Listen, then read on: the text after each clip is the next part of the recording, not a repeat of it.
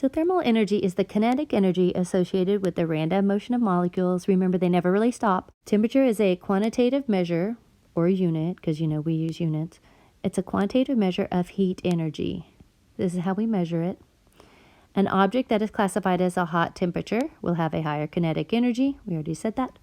And when different systems are at different temperatures, heat energy will transfer until they are both at thermal equilibrium, which is when both have the same kinetic energy. And thermometers measure the total energy change of a system. Heat capacity versus specific heat. Say something similar. They're actually very different. Heat capacity is used more in industry or in areas where things are standardized, and specific heat is more for smaller scale and for chemistry kind of reactions. We're going to look at these two skillets. For these two skillets, the heat capacity, this is an extensive property, is not the same, but the specific heat is, and that's an intensive property. So I want us to look through these two definitions and see if we can understand why we would say heat capacity is not the same, but specific heat is. Heat capacity, and this is it simple, it's a big C, and I do recognize that it could be confusing to see a big C and then also see something in the same category that has a small c. This section of the chapter, we're going to be using specific heat for our purposes. So heat capacity is just the amount of energy required to raise the temperature of the object by 1 degree.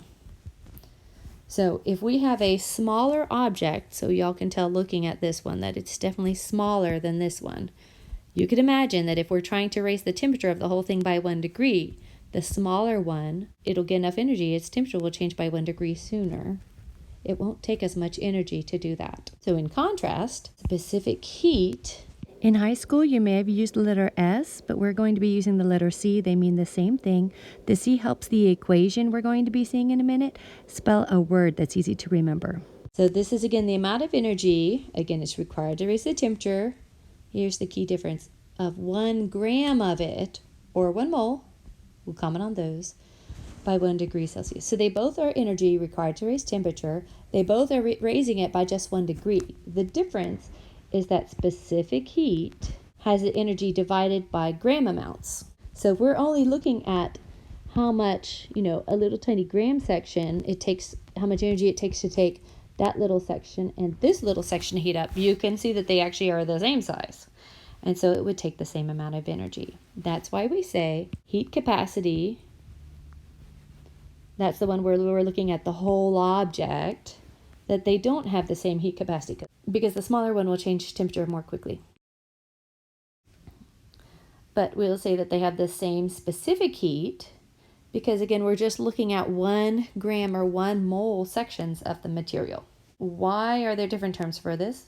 Well, if you work in industry, things only come in certain sizes. Like skillets, they only come in a few sizes. It's not like you could have, 1 gram size skillet and a 2 gram size skillet and a 3 gram size skillet.